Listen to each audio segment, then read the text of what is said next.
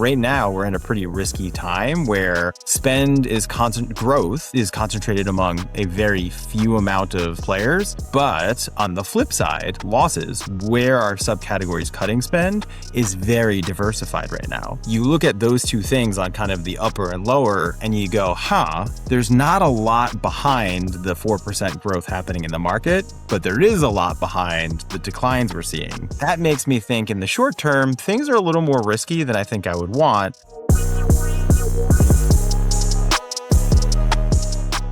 You're listening to Media Monitor, where we break down what's happening in the media and the advertising industry and tell you what it actually means. Welcome back to the show. How's it going, Sean? Great. How are you, Kelly? I'm good. Feeling refreshed and rejuvenated post-vacation. Nice. Did you build sandcastles and play beach volleyball like you hoped? Of course. And I had some time to really unplug, disconnect, and think about goals. And I came up with a great goal for you. For me? Mm-hmm. Do tell. I think that you should have, and if you tell me you've already done this, I'm going to be annoyed. But a sports podcast. A sports podcast. No. I think you should have a goal of getting an index named after you. Wouldn't that be cool? I also like this like mid-tier. It's like, no, not Nobel laureate. Don't go that high. But just like, could you get a Wikipedia page? Well, so here's my thinking. So I did a little bit of research on this, and sure. Index, as one does. And when I say a little, I this was from the beach. So, and from my phone. So I was really just thinking like, okay, what would this take and how do you get there? I think there's a lot of different levels of this. Like this could be your sole passion, or it could just happen because like you find something and identify something. And then all of a sudden they're like, well, we got to call that like the Wright effect. The Wright Sweeney index. No, I'm not in this. No, I did not say that. No team. Well, I would feel like the hyphenated ones do better. Like it feels like they're more like, at least in like econometrics, right? It feels like the hyphened ones seem like that's the cooler track to go. I feel like when you're like off on your own, showboating, less impactful. All right. Well, I'm open to being involved, but I see this for you, Sean. I think we should set the goal now and we can celebrate it on a future pod. Yeah. Maybe there's a place to start today. Do tell. Yeah. So also in my own way, doing some research, I love to listen to podcasts. Probably 50% of the content I listen to is economy stuff, econometrics, all of these things. So I was listening to NPR's Planet Money podcast, where they were talking about determining whether or not something's a monopoly. I would probably say for most people, not very interesting. For me, though, I was hooked. Gripped. And so it turns out that there's actually a math version to determine what is a monopoly. It is called, or at least the way the US's Department of Justice does it, is they leverage the Herfindahl-Hirschman index. I may have mispronounced that. Sometimes referred to as like the HHA thing, but essentially the math here is it takes a look at the market share of the companies before a merger, and it takes a look at the company's market share, the blended one, after the merger. And without getting into all of the detail, essentially they do a light bit of math. They just square it to kind of then say, what is the total number? And it turns out that if you have an industry that's like 90% market share, that number, when they do the math, is actually much, much higher than if every company, let's say there's 3 companies, if every company was a third, 33%. Turns out that when you do the math, that number is much, much lower. So they have this whole thing where it kicks off in terms of determining whether or not to investigate whether or not something should be a monopoly. Now, that's probably a bit of a deviation because we're now like in the weeds on economy. So what does this do or what does it mean for advertising? So the separate conversation that triggered me was I was having a meeting with an agency and they were asking about growth right now in the US ad market. Like what was ad spend up and all of these things, and like kind of sort of joked, like, is it just all Kalshi ads? Is it just literally like prop bet ads just driving the overall growth in the market? I kind of laughed about it and I was like, wait, is it? Like, is it just sports betting that's like 90% of growth? Like, what's driving growth here? You were like, wait, Um, come to think of I was like, it. hold on. I was like, wait, what was that podcast where I heard about math to figure out concentration? And I was like, no, I can do this. So I think early days, but what I did was I smooshed it with the math that's applied to the monopoly stuff with all of our subcategories. So there's 89 subcategories today. We can't see brand stuff, so I can't definitively say whether or not it's Kalshi, but I could at least say like sports betting is a subcategory. I could drill in there. Turns out when the concentration of ad spend is really kind of just one or two subcategories driving growth in the market, intuitively makes sense, is actually very risky for overall kind of the ad economy.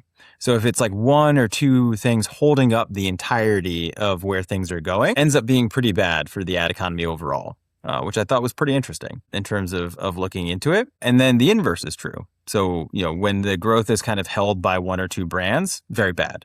When growth is actually spread out, though, across like all of the growth coming from very, lots of different subcategories, turns out that it's actually very healthy. And what we see is, depending on how concentrated the growth is today, super predictive of where ad spend is going to be in the next 11 to 12 months. Like, to a point where I genuinely thought I did the math wrong in terms of just how predictive it is. Really? So there's this Yeah. kind of like cyclicality of this concentration, and then if it spreads out, the dynamics change for the following kind of year-ish. Yes. Yeah, and there's like ups and downs, right? It's not exactly every year, but it turns out that like when too much growth is really only being held by one or two brands, turns out that doesn't really work well for publishers. Agencies don't like that because then they have to fight for fewer budgets. There's only a couple of folks that are actually driving, say, incremental growth in the market. So it doesn't really kind of help us have a stable kind of consistent growth in the market. So it is very cyclical. When you see these concentrations, eventually then the kind of the growth then spreads back to all of these other advertisers to help kind of raise things. And so, yeah. So I think there's definitely a takeaway for both sides here. If you are, a brand and thinking about what you should be doing, and if you're, an agency and trying to figure out, how you should price, or, a publisher, how you should price, an agency, how you should buy, a lot of implications here, right?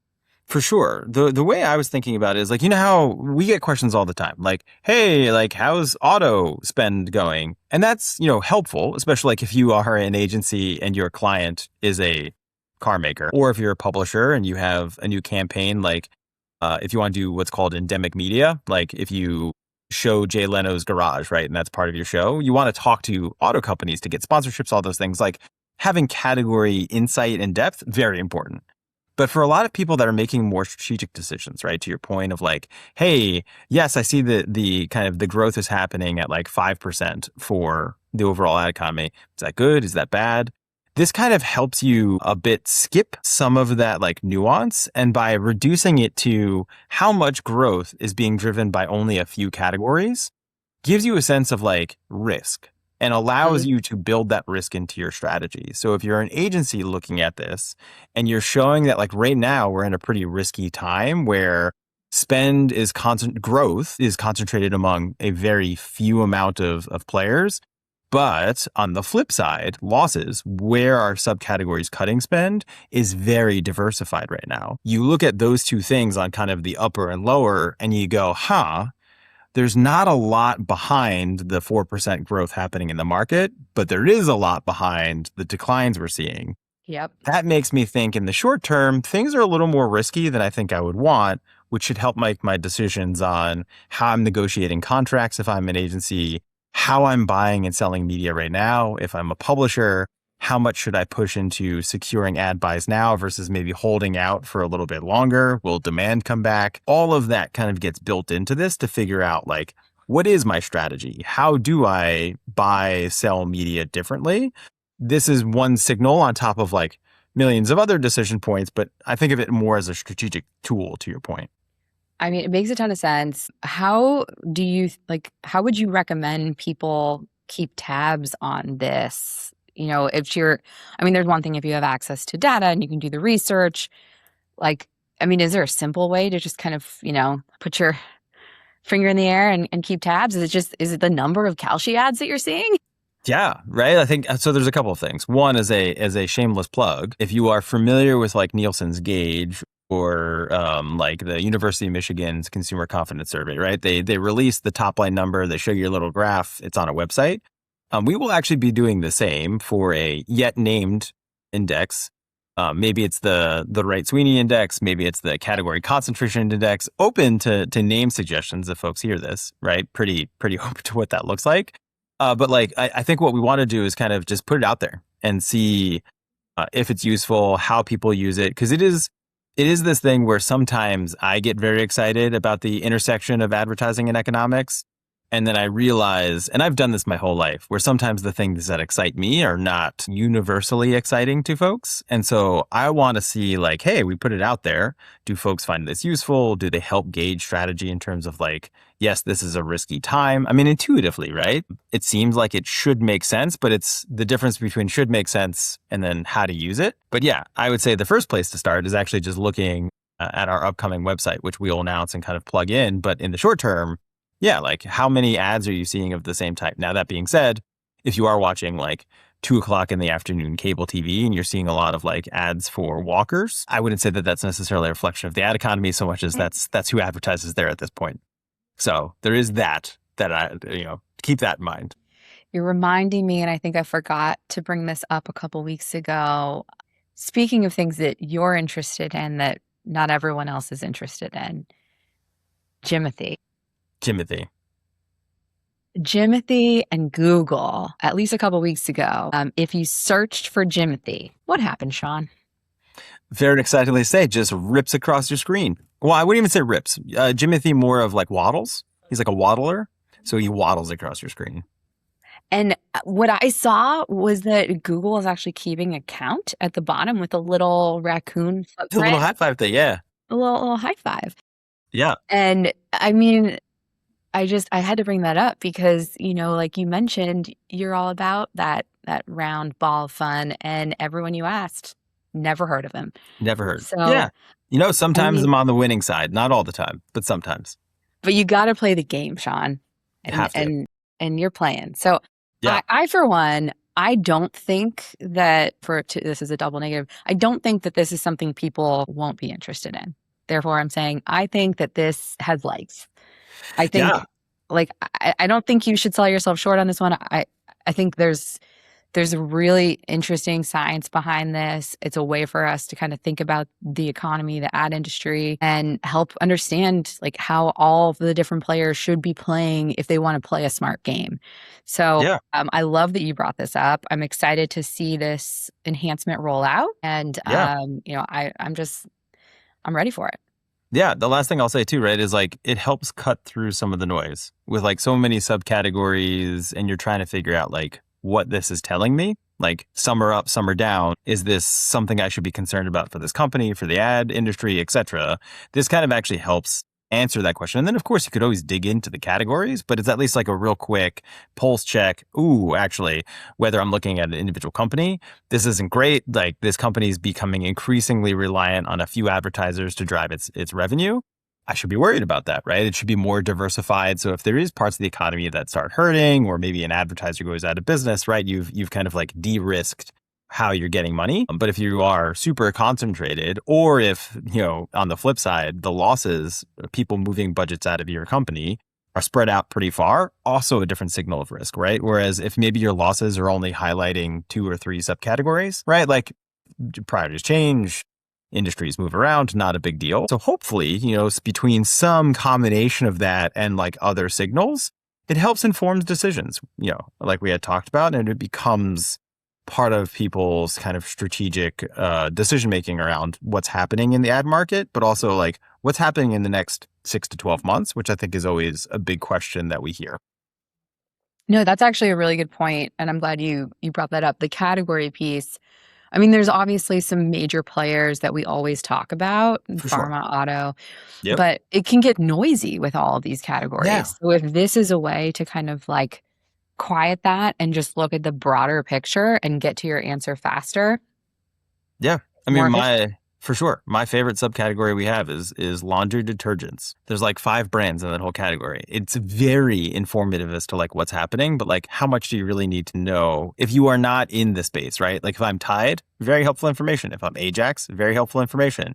If I'm some generic publisher, if I'm an agency, right? Like getting down to that nuance, maybe less helpful, but good as a data point into this other kind of index. So like there's value to it, there's weight to it, but it helps give the diversity of what we offer in a more like simplistic, strategic framing. And you just reminded me of the piles of laundry that I have to do post vacay. Never fun. Never fun. I try to find vacation spots now, especially with kids, where that they have a laundry facility on site, because man, what a difference it makes when like halfway through you're like, time to throw in 7 loads, and so when you get home it's like you're just whatever you wore on the flight back to drive home, all those things. Come home with clean laundry, folded, ready to just put away. Yes. Yep. Yeah, we didn't have that, so no, it's unfortunate. All right. Well, Sean, I loved this one. Keep us updated, and I know you will. Yeah. And if you haven't taken our survey yet, make sure you do. Absolutely. We want to hear from you. All right. Thanks, Sean. Thanks so much. Talk soon. That's Media Monitor. Follow us and subscribe wherever you get your podcasts every Wednesday for a new episode. And as always, thanks for listening.